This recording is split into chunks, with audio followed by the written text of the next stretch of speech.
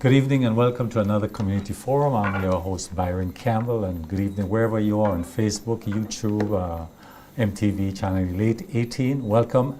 Chris, good evening. Co-host Chris Diali. Good evening, Chris. Good evening, Byron, and good evening to our viewers. A pleasure again to be back with you guys that's listening to us on all your various mechanisms and platforms. Chris, back to school. We have approximately 22,000 pupils in Grenada, 13,000 in primary schools. And they're all back in school. Well, not all. Carriacou has its own issues. But it's interesting. Let me tell you, on my street on Monday, there was this youngster. He's 12. And he was walking out. He's going to Happy Hill Secondary School for the first time, and looks neat, tie and all. And I look at his shoes. It was unlaced. So I says, "What about the shoes?" He says, "What's wrong with it?" I said, "You need to lace your shoes. How are you gonna?" He thought it was cheap, but he did anyway. He proceeded to tie it properly, you know. But proud of our kids, the facilities, but I'm very fortunate that Carriacou is not in the same state that Grenada is. But I was also around Tam-CC delivering some lines for, they have a tuck shop there. They want to go natural juices and so on. I was impressed to see the young people. They were hyper, they were talkative, I felt good. Yeah, well, going back to school and after the long break, and especially those that are transitioning from primary to secondary or secondary to tertiary, there's always a certain amount of excitement. Yeah. Okay, you're going into a new environment, Yeah. you're making possibility to make new friends, and so on. And then, of course, you have to adjust. Secondary school is quite different from primary. You probably have a little more independence at the secondary level than at primary. So it is a exciting time for some, but there are those that will have challenges to get to school and what support will be given to them. So that is also an area that we have to be concerned about. And of course, Carriacou and Petit Martinique, I mean, that is, I don't think Bishop's College is back up and functional. So how the government is going to deal with that and where the children are going to be housed in the meantime is going to be a challenge. And that is something that we need to pay close attention to so that they don't get disadvantaged in that sense. But the other thing that going back to school brings, Byron, is the traffic on the road. Well, I don't know, you know. There's plenty traffic on the road. And if you used to leave home at 7:30 to get to work for 8 o'clock, you can't do that anymore. Okay. You have to leave by 7:15 because the amount of traffic you Traffic on the road, that's interesting. Well, one of the things I learned, though, that, and the same you told me that when I talked to him about meals, he said that they were providing, he has free meals at the school. So I'm really pleased about that, and hopefully it's a balanced meal, because the type of meals, the type of menu will make a difference in the learning. Yeah, I know in the past, food and nutrition had a big say into the type of food and what is that, and to use as much as possible local stuff. So local vegetables and ground provisions and so on and so on, and introduce the children to a proper balanced diet. So that is good. That is good that the government is continuing that program. Making the news this week, Chris, was the announced closure of Caneco.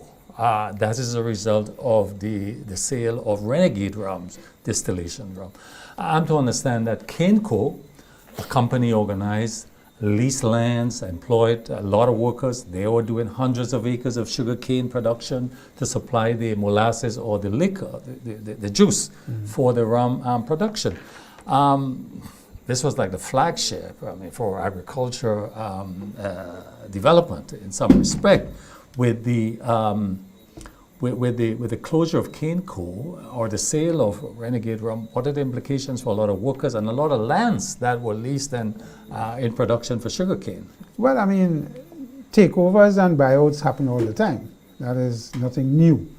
The impact here is that Caneco, which was the supplier of cane to sugarcane and the milling it and so on for Renegade for the subsequent distillation into rums, obviously, whatever the arrangement with the buyout of Renegade, I suspect there's going to be a new approach to how they operate Caneco. I mean, I think there are quite a number of acres under cultivation. A lot, so hundreds. I don't believe that the new owners of Renegade is going to give that up. They probably will blend with using some from the canes, because these canes were specifically, a lot of research was done where they were supposed the varieties, to, and the varieties and how it will impact the type of rum and the aging.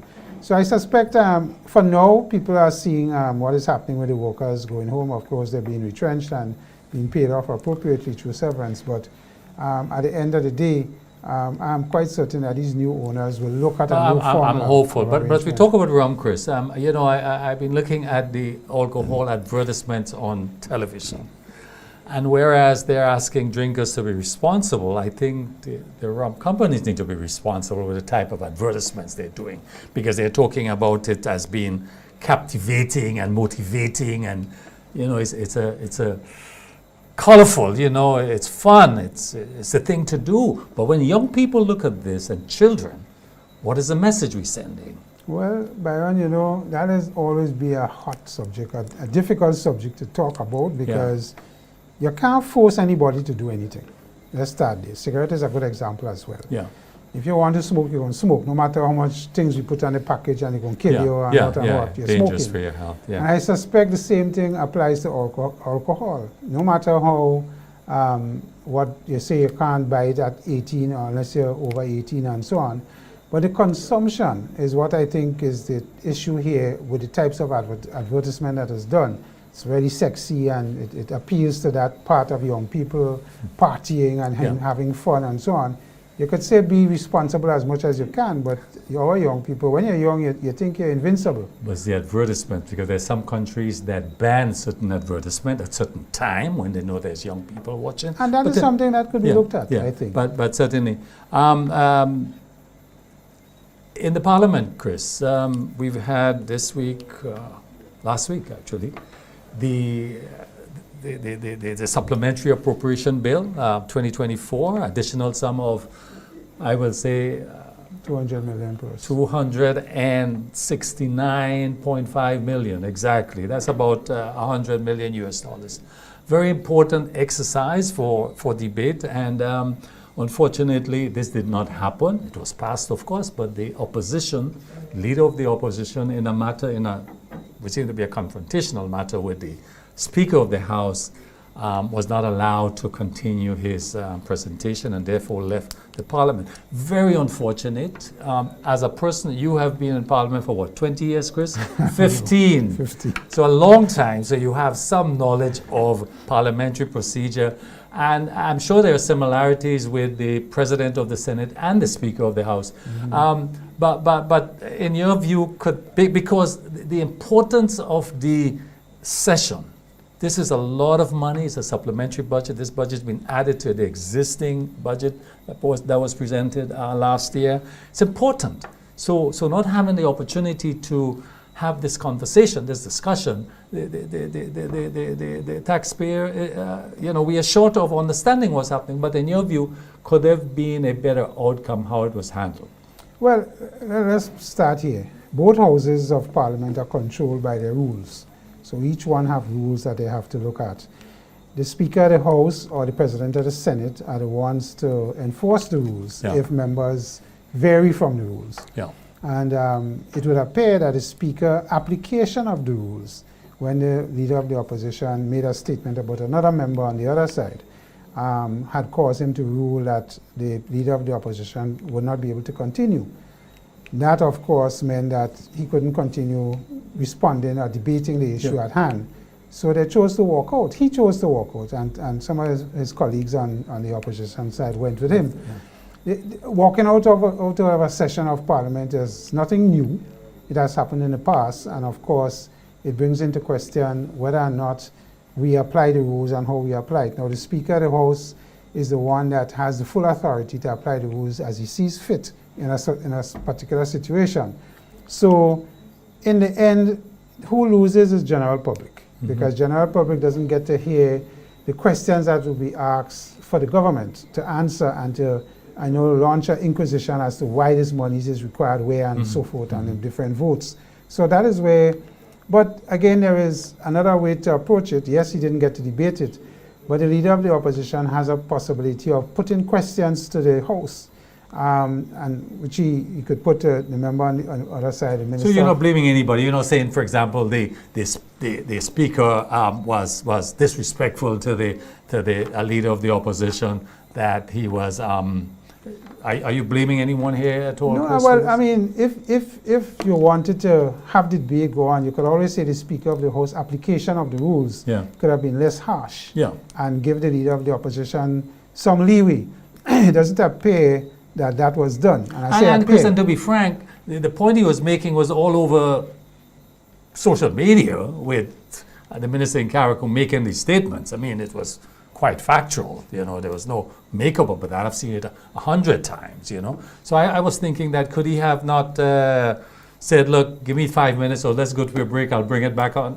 I don't know, but anyway. But the exercise called by the NNP for a political meeting last Sunday to replace, so to speak, the debate. You heard what the speaker said at all in this No, I didn't exercise? pay attention. Okay, all right. Well, we'll come back to that another time. Anyway, but Carriacou, just briefly there, school. We talk about the school situation there, but listening to Senator Cox and and other persons from Carriacou, we understand that I wouldn't call it an exodus, but certainly Carriacou seems to be losing some of its population. Some people are leaving. There are a lot of issues being raised about the pace of relief efforts, the housing situation, the roofing in particular, the rain season.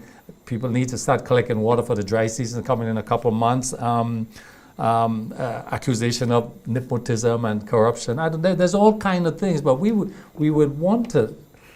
What have you been picking up? Well, I'm hearing similar utterings. Yeah.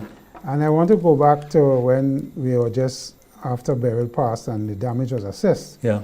And I did say I would hope that the government would put in something like ARD, as what we had after Ivan. Institutional arrangements. Institutional arrangements Structures. to have the rebuilding of Carriacou and the dealing of various areas, whether it's health, education, and so on, be approached in a very structured manner. And then the monies coming in be accounted for in that manner as well. To remove from what may be alleged of corruption and other things happening, as you said, through nepotism, etc. That has not been done yet. And when you go to Carriacou, and some people have gone to Carriacou, they'll tell you that there is lumber that vine is growing on, blocks not being used, and you're not sure if it is an administrative or red tape issue with the planning authority getting involved to approve plans for proper structures to be built. And if that is the case, what capacities are we putting towards this? So you need people on the ground, you need people to approve things quickly. People are putting back on their roof to get electricity and power back in their buildings. And the question becomes, are these roofs passed by the planning authority so that in event something else comes, these roofs can last? And that is part of the problem. And then remember, you know, Byron, one of the big issues we had in Grenada after Ivan was labor. Construction. Everybody has become a contractor in these times, so you have to guard against that. Yeah. And again, it's a capacity issue. And this is where the ARD would have come in place for something like Carriacou. So if we have to bring in people, bring in engineers, bring in contract workers from other islands, that is what we need to do in a structured manner. So you're looking for a more structured and managed approach to the relief effort and the rebuilding effort, particularly in Carriacou. So we'll come back to that. But Chris, the final thing is that still making the news that, you know, the whole issue of the violence against women, domestic violence remains high. Social media, the past couple of days, been dominated with some of those issues. We still have, even in the court system, we still have a high amount of cases of that nature.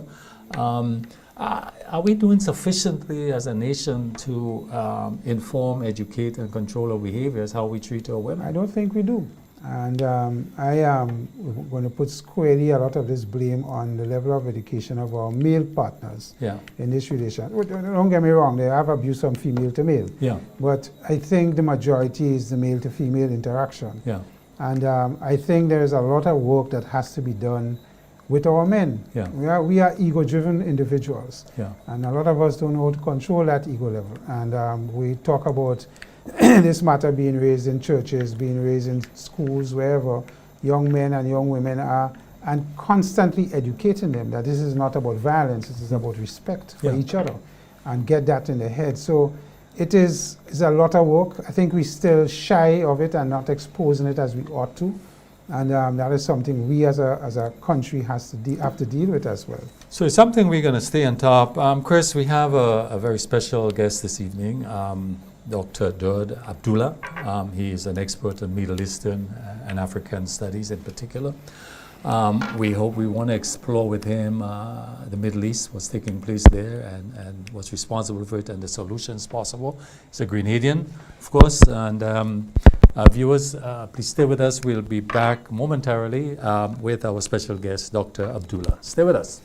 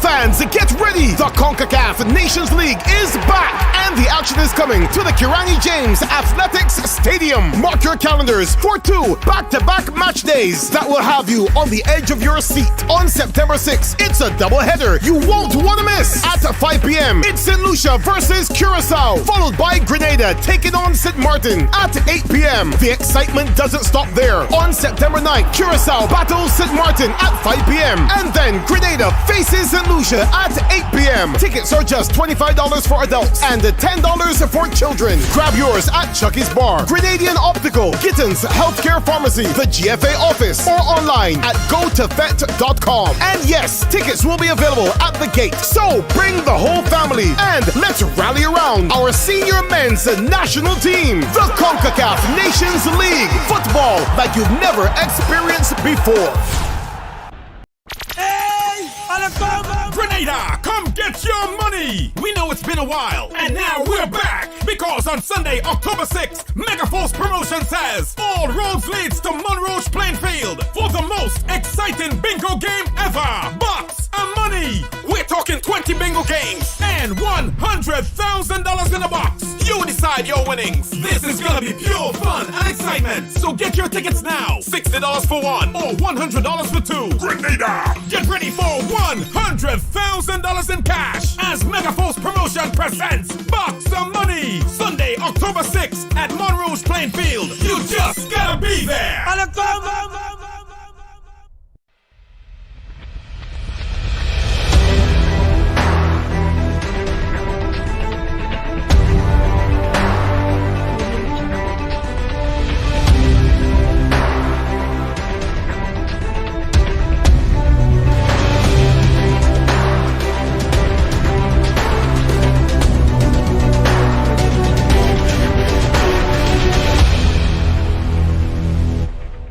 Welcome back, viewers. As indicated before we went on break, we have a very special guest with us this evening. His name is Dr. Daud Abdullah, and he is a local Grenadian son of the soil. As a matter of fact, a River Road boy. So all those from River Road, you should be proud.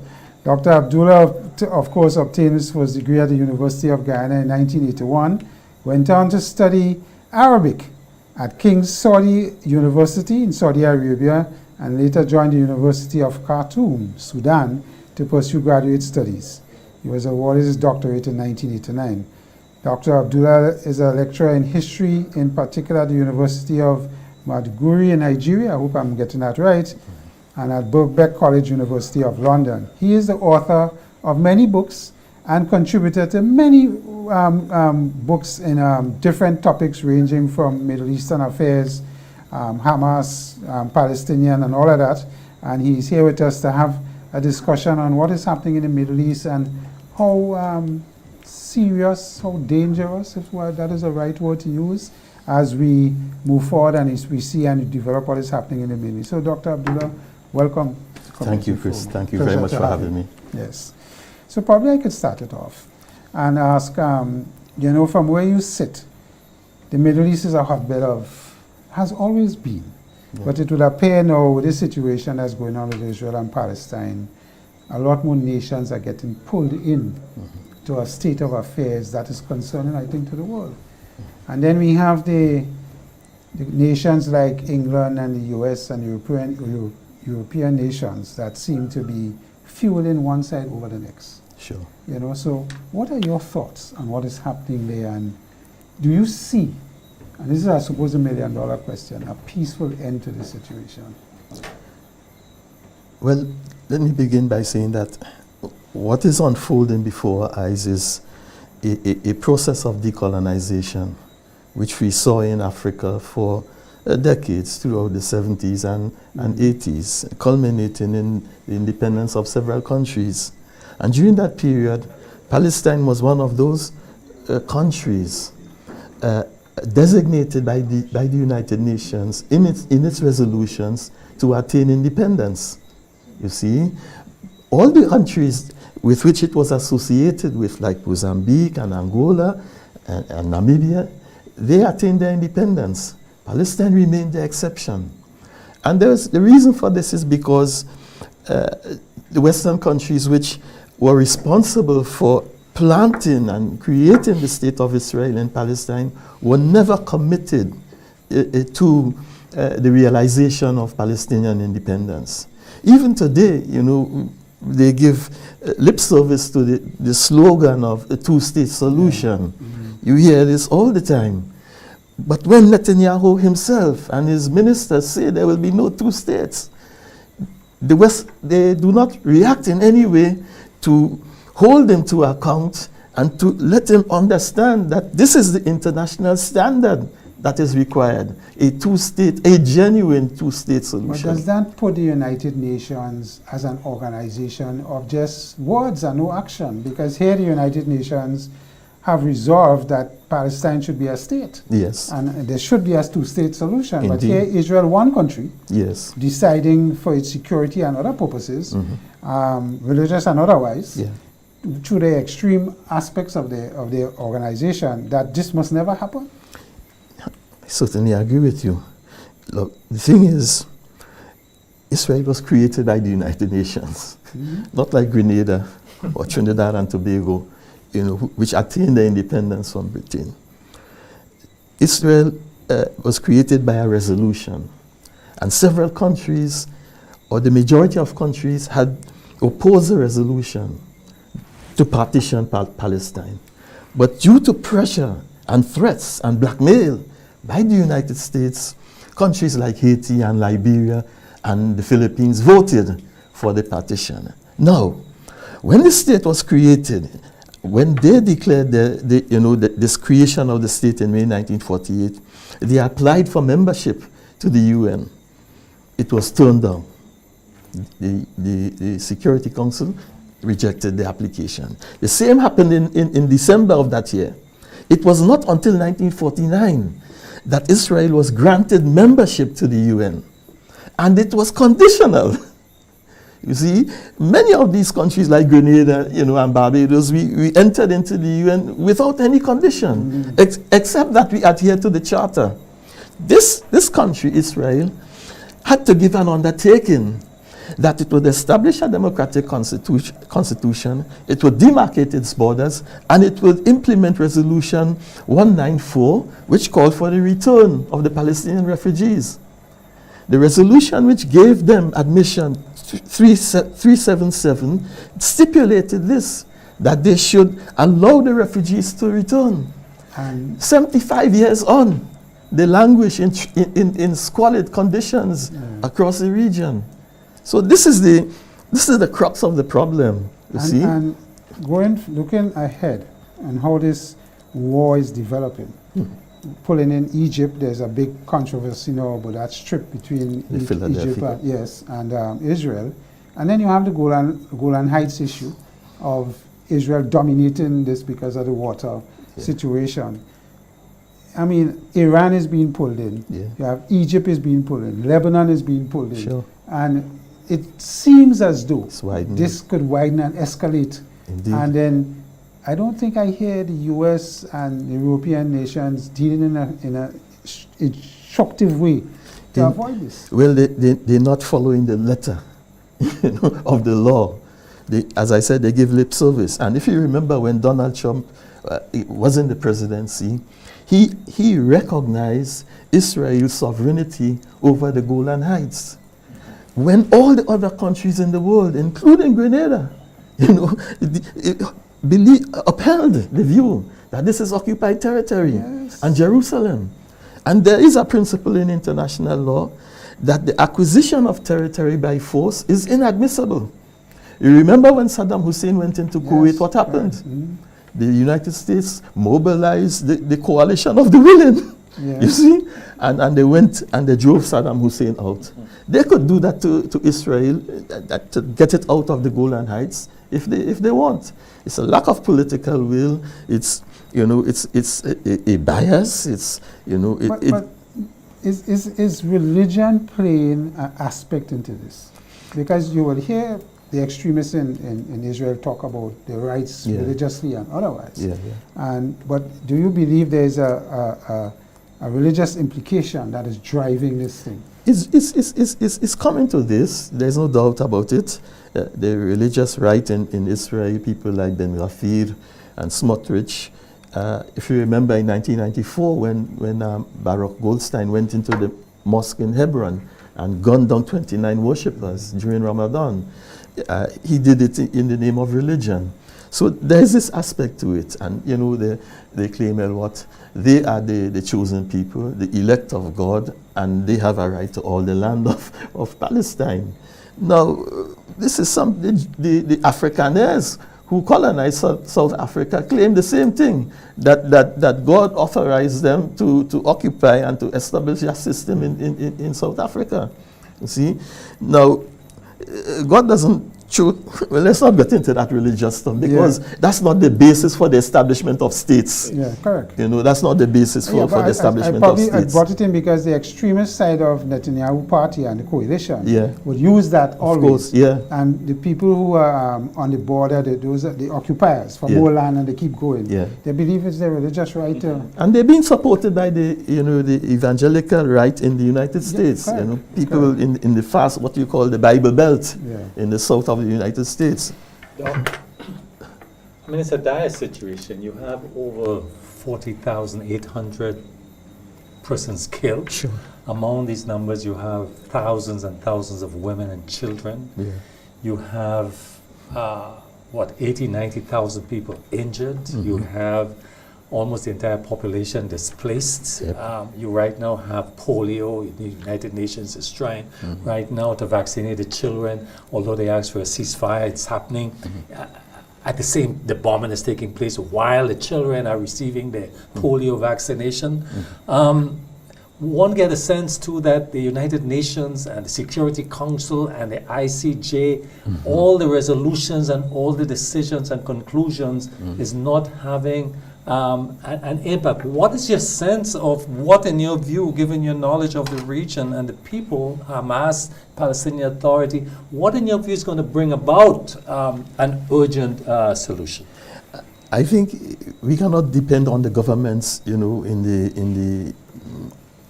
the United Nations only. But we have to mobilize civil society. We have to bring the peoples of the world together to dismantle this system, this colonial system, as we did in South Africa.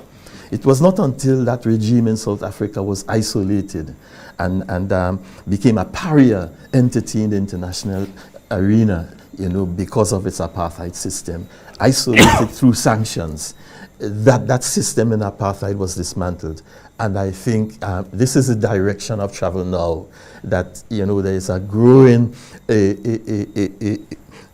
outpour of support for Palestine. You saw the demonstrations across the United States, across Europe, even in parts of the Caribbean. Even here in Grenada, I saw demonstrations. And So, Israel, And Israel too.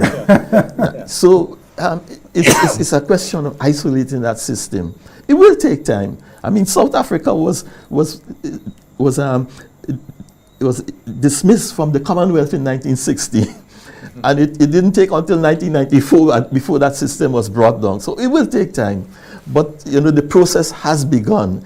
Last week only in Namibia, a ship carrying arms to Israel was turned back and said, you cannot dock in our port because, you know, you're carrying arms to a country that is engaged in genocide, a country that practices apartheid.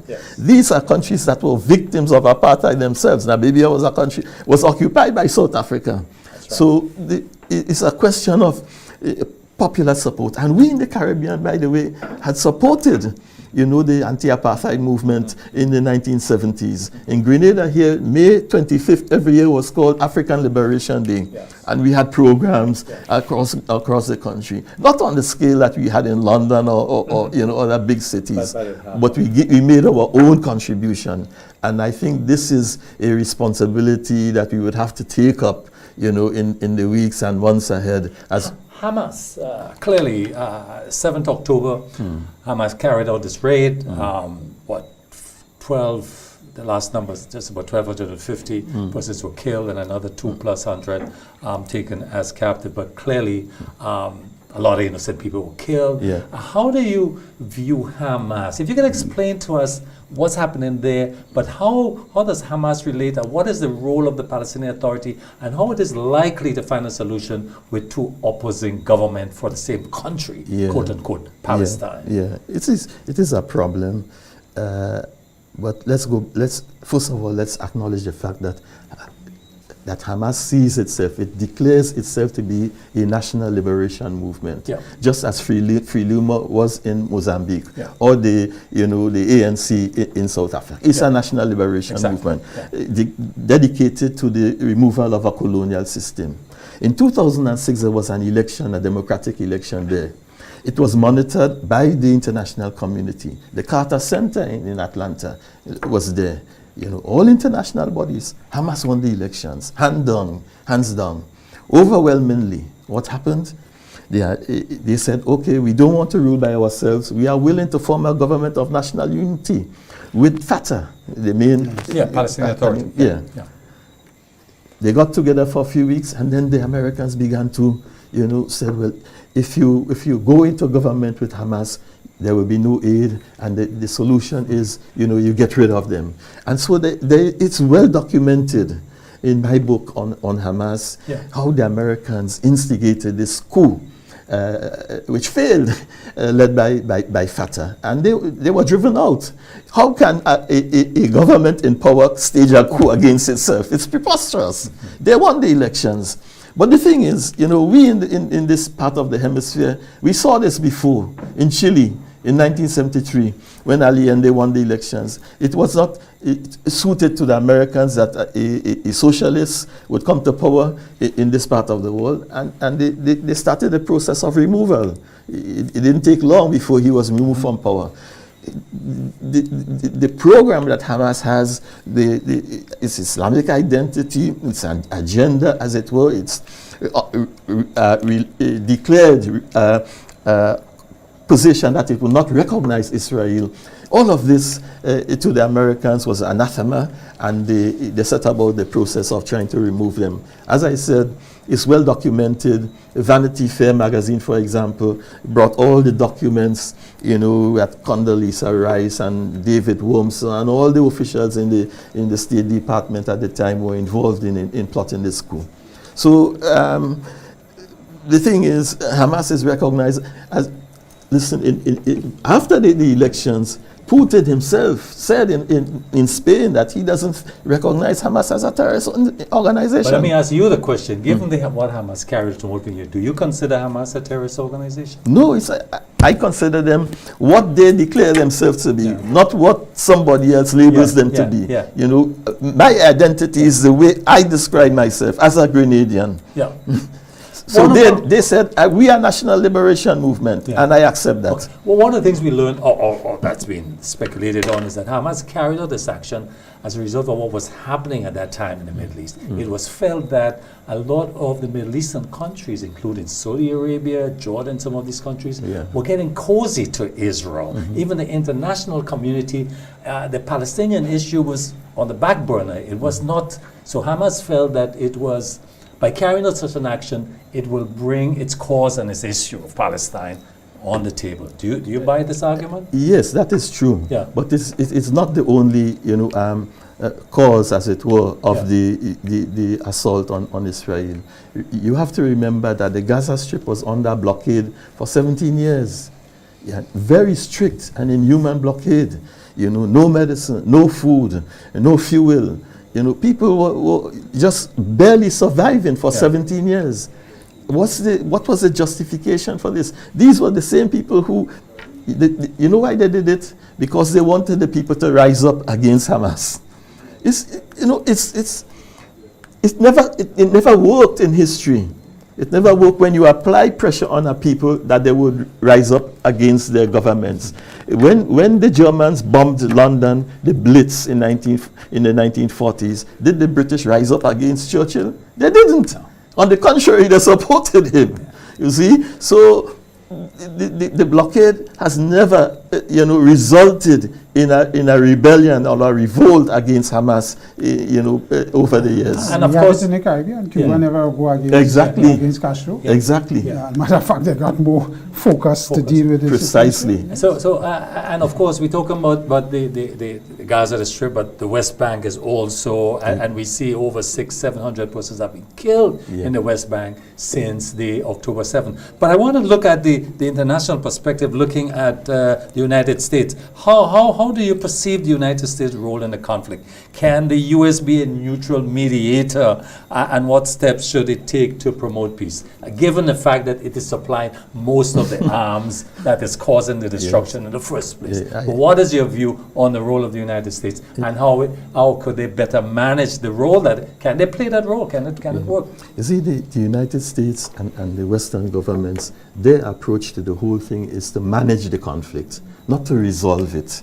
Keep the lid on. Interesting. Yeah, keep the lid on. No revolt. Give them some food and the rest of it. It's a big commercial thing for them to see that. But to resolve the conflict in a just manner, solve the fundamental grievances. Because if you want to resolve a dispute, you look at the core grievances. That's right. The core grievances was the dispossession of these people. But they're talking two-state solution. As I said to you, they're not working. Netanyahu says all this land belongs to us. But they're doing it. He said, God gave us this land. It belongs to us. There will be no Palestinian state. The Americans are silent. They're talking more about it now because they have elections coming up soon. Yes. They want the votes in this regard. They want the song correct, I suspect. But how do you view the Caribbean stance on the Palestinian conflict? Do you see a unified position? And how can the region play a better role in advocating? I mean, we saw, and I could tell you that most of the region now have recognized the state of Palestine. But that's a recognition. It doesn't go beyond that. But what, in your view, should happen more? What would you like to see to really be more, as you really pointed out, part of the solution is the international solidarity. So, well, as I also said that South Africa, for example, was expelled from the UN in 1960, expelled, had no part in UN affairs. They say, because Israel is not only guilty of the crime of apartheid and genocide, as the ICJ, in its advisory report said, but it has also breached the conditions of its membership. It breached the conditions of its membership, and countries of our region here must now turn and look at this critically and say, well, if you break the conditions of your membership, like Belize and Colombia, these are two countries that have taken extreme measures on Israel. Well, and other countries in Latin America. I mean, like Colombia, you rightly said, Chile, Brazil, Cuba, of course. And we hope that the Caribbean countries would lend their support to the whole thing, because if you remember, the OAS has, Israel is a member of the OAS. It is an honorary advisor of the OAS. Serious? I wasn't aware of that, and Chris. it's the only country apart from Spain to have that position in the OAS. And you know who dominates the OAS. Yes. So when we come to CARICOM, we don't want them, we don't want to be giving them, observer status in CARICOM, because the result would be catastrophic for our people. You see? So this is where we are at. The same has happened in the African Union. They have, since 2013, between 2013 and 2016, they applied for observer status in the African Union. It was rejected. But Doc, when you look at the countries like Saudi Arabia and Jordan and some of them, I think there's a Arabic Union thing, I can't remember the name. League. Right, the league. Yeah. They don't seem to be, they are also playing games, in my view. Yeah. Because here, this country, Palestine, in this genocide situation, and they're playing games with Israel and not coming together to take a definitive stance. You're absolutely right. It was not an Arab country that brought the matter to the ICJ. It was South Africa. South Africa. It was South Africa, and until now, none of them, only Egypt has said, okay, we want to join the process, of seeing that charge go through the ICJ. But the fact of the matter is these countries are not independent. They are client states of the United States. Many of them are not democratic, or most of them, if not all, are not democratic. Even after Israel, Egypt is the largest beneficiary of American aid, and Egypt, has been neutralized in the whole conflict, in the region with regard to Palestine. They have been neutralized after the Camp David agreement. So the truth is, we cannot rely on these governments in the region. It's unfortunate, but on the other hand, we've seen solid support coming from South Africa. In fact, Southern Africa, I should say, Southern Africa, Namibia, Angola, Mozambique, all these countries are supporting. And this is why Israel was never given a seat as an observer in the African Union, because of its apartheid policies. I mean, Dr. Abdullah, what do you believe is the most viable path to achieving the peace between Palestine and Israel? Are there any solutions that you feel are not being adequately explored at this time, giving you a sense of what's taking place there?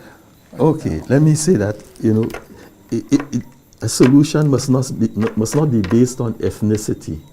Israel wants to be an ethnic state, pure and simple, exclusive for the Jewish people. They said this land is for all the Jews. So if there's going to be a solution, remove ethnicity out of it. But let it be a solution where all the people of the land share in its resources. All the people in the land participate in its political processes, as we have in South Africa today. One man, one vote.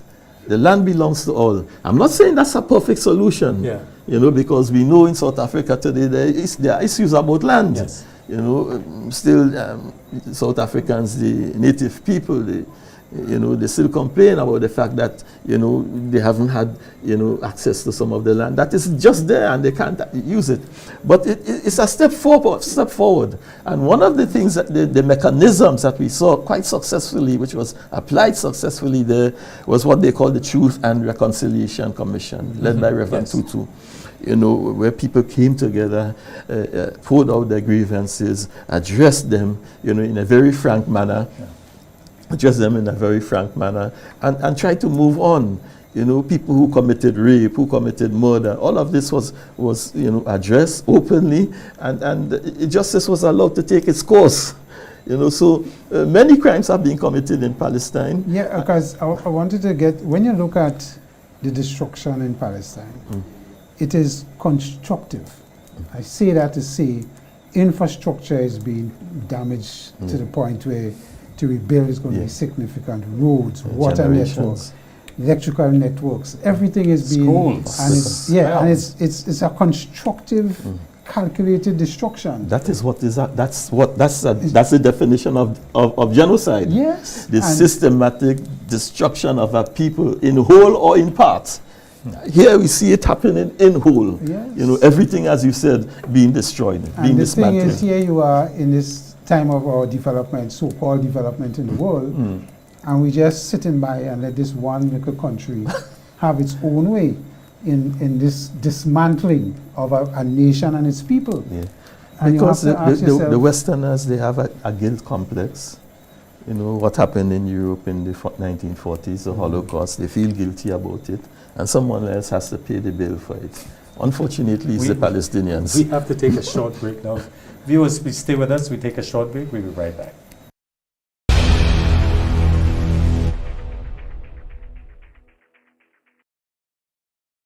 Foods can be kept safe for longer periods of time post-disaster by keeping them stored in airtight containers like storage bins, buckets, and barrels. A message from the Grenada Food and Nutrition Council.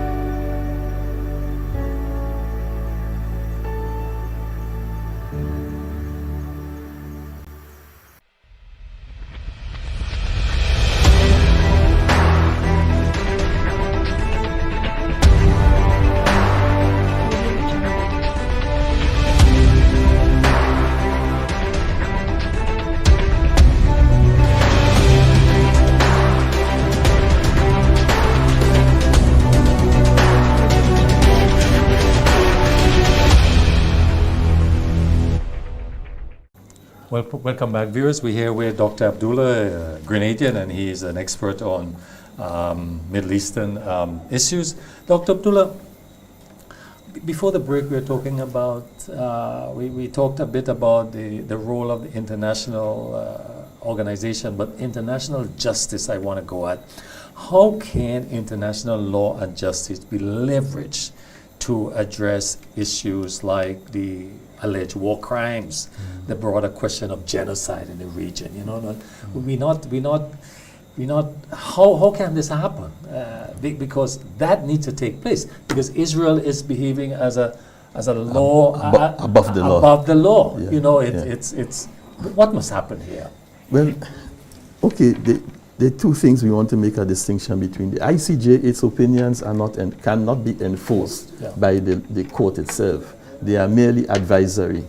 But the ICC, the criminal court, International Criminal Court, it can issue arrest warrants for people who have committed war crimes. This is pending for Netanyahu? Not yet. The prosecutor has called on the judges now to issue warrants for Netanyahu and his defense minister. Until now, and the Hamas Ismail Hani, well, he's dead now. Yeah, he's dead now. Yeah, right. They can, he's dead. Right, he's out of the picture. Okay. But the thing is, the judges are stalling.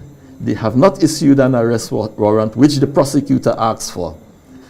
And Mr. Putin now faces an arrest because, you know, the same court, the same prosecutor, the same judges, took a mere 2 weeks to issue a warrant for his arrest. It didn't take So long. you're saying the judges are influenced politically also? It would appear so. It seems so. You know, Until we get something from them. Yeah. that's the perception. Yeah, okay. That's the perception But we have. Israel is not members of the ICC. They have not ratified. They have not Russia is ratified. not. And Russia Yes. is not. Russia as is well. not. So how can you go after Russia and not go after Israel? Yeah. What's the justification? Just like the United States, they're not a member of the ICC. Yeah. Right. Yeah. Yeah. So, but the thing is, there are other mechanisms. The Geneva Convention obliges its signatories to pursue, you know, and apprehend and prosecute people who breach the Geneva Convention. So this is why when Tzipi Livni was then the foreign minister of Israel, came to London a few years ago, there was an arrest warrant waiting for her. She didn't disembark from the plane. And it happened in Spain, and it happened in Belgium. Courts can activate this procedure because of the fact that they are signatories to the Geneva Convention. Mm-hmm. Now, let me go back to the ICC, because in Africa it was seen as a court that was only set up for African leaders. About 40 African leaders were brought before the ICC. 40? Yeah. Apart from those in the Balkans, like Milosevic and that group. No other. So what happened a few years ago, an African court was set up. Yeah. And the former leader of Chad, Hissène Habré, was brought before that court and convicted for war crimes and crimes against humanity while he was in power in Chad. Yes. So it's a precedent, and it shows that countries, you know, outside of Europe can take the initiative, set up their own, you know, legal measures and court systems to try war criminals, and they don't have to depend on these people with their double standards.